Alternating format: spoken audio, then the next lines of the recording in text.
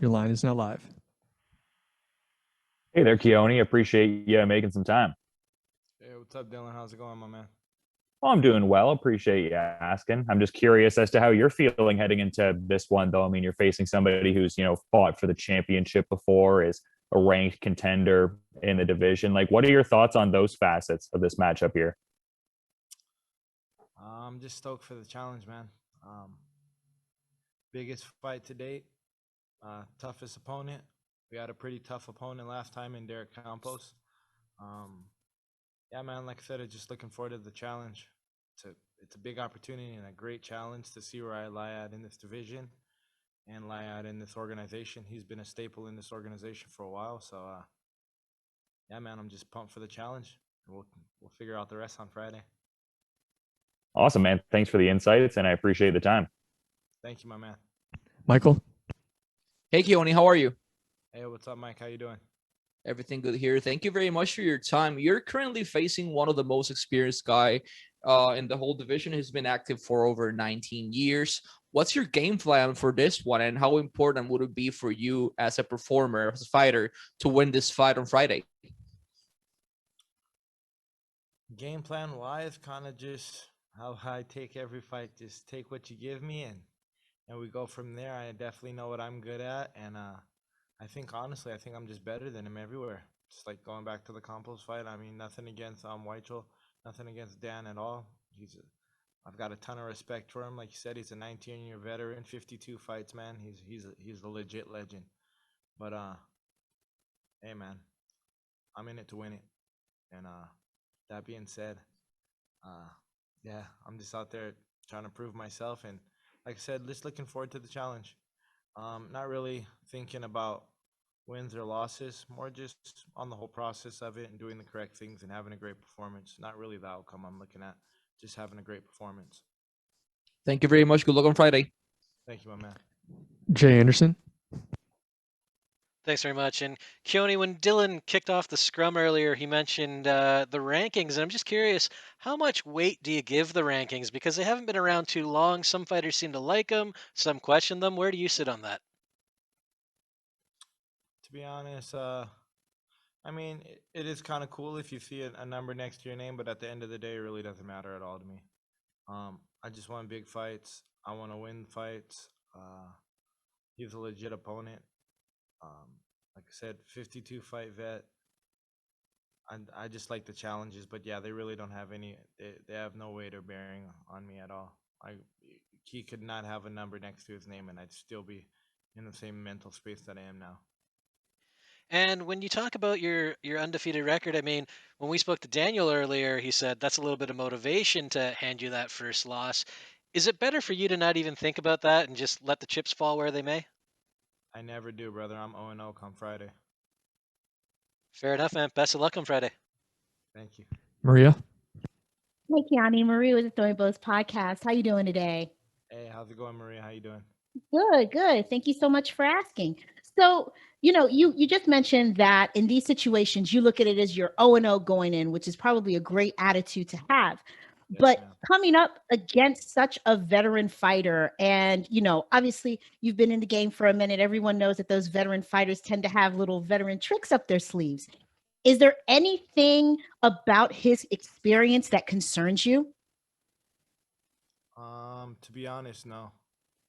I trained with Max Holloway. I've trained with Benson for years. These are all my teammates, and I don't think he's got something that that some mystical powers or something because he's got more fights.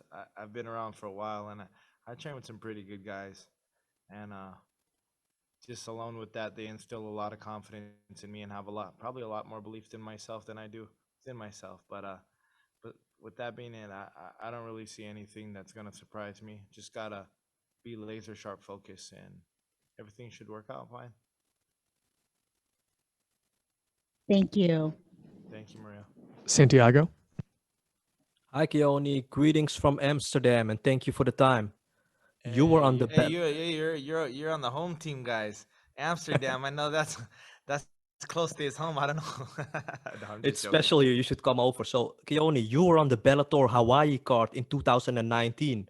That Yes, was a sir. massive event with a very stacked card. How special was it for you to fight in Hawaii, and how much would it mean to you if Bellator would go back again there in the future? I'm pretty sure they're gonna go back. It's always great fighting at home. All my family gets to go. All my friends, all my teammates. You know what I mean? I love fighting in the Blaisdell Arena. That's where I had my all the way back to my amateur days. I remember the first time fighting in the Blaisdell Arena. That's the biggest stage that we have in Hawaii, so it means everything to fight there. I'd love to fight there, and I could almost say it's a certainty that they're gonna go back soon as COVID restrictions kind of, and we're coming out of this pandemic. I'm pretty sure we're gonna be back there soon. So hopefully, maybe in December. Who knows? But I'm praying for it and wishing for it, and yeah, man. Featherweight is the deepest division in all of Bellator. You missed out the chance to be in the Grand Prix, but that Grand Prix is almost finished now. Do you see a lot of great fights for yourself going forward? Yeah, definitely, definitely. Either here or at lightweight. I'm not done with lightweight either. I'm just keeping my options open. It was more so just to stay mentally engaged when I got hurt back in March and April. Just wanted something to work for instead of feeling sorry for myself sitting on the couch, and just so we just stayed on track with diet, stayed on track with the limited amount of workouts that I could do with being no contact and things like that, but just staying mentally engaged and mentally focused, and now we're here. Suki.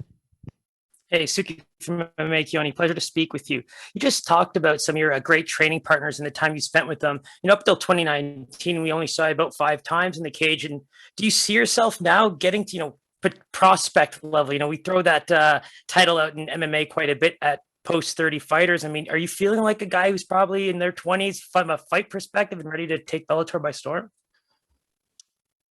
Can you say that one more time? I was kind of Yeah, sorry. You talked No.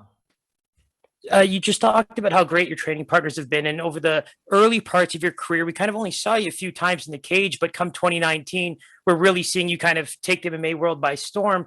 And it's almost like even in this sport, we can use the title prospect quite a bit for guys that are, pushing that age of 30, 35. But do you see yourself now as kind of like a reborn fighter, really taking it from scratch with a big organization? Yeah, man, I got into this sport late. I think I made my pro debut at 28. So, like you said, fights were far few in between. Especially when I first got started, especially when we're on the local scene. It was kind of hard getting booked, being from a good gym that I was at out at the MMA lab in Arizona at the time. But at 34 years old, man, I feel like I'm in the best shape of my life. I I really can't explain it. I mean, I guess general knowledge will tell you I'm supposed to be losing a step, but I'm only feeling better and I'm only looking better. So, hey man, I'm just here for a good time, not a long time. Abraham. Hey, Keoni, it's Abraham from the Fightly Report.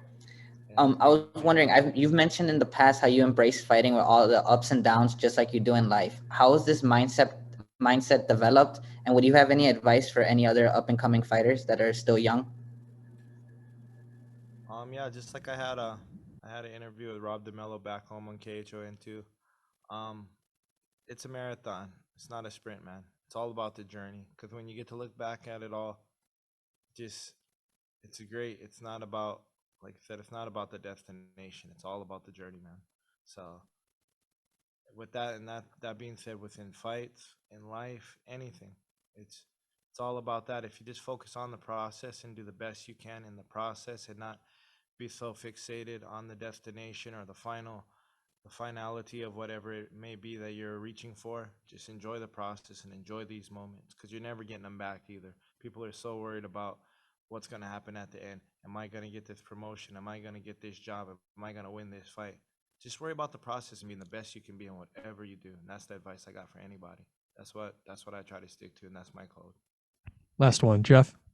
Jeff Brantley from the Man in the Cage podcast. To follow up on that question a little bit, obviously you've talked about, persevering through some things in your career outside the cage. Do you think that gives you a mental edge over some opponents that may have more experience than you, such as even Daniel in this fight? I can't really speak for other people's mentalities or anything like that, or any edges, but I just know what I've been through and I survived, and I know um, a lot of guys would have folded folded if they had went through what I went through in my life, all the way from when I was young to now. It's a lot of people would have folded. A lot of people would have probably chose something different. A lot of people would have chose not to work at a Panera Bread for 2 years and still train.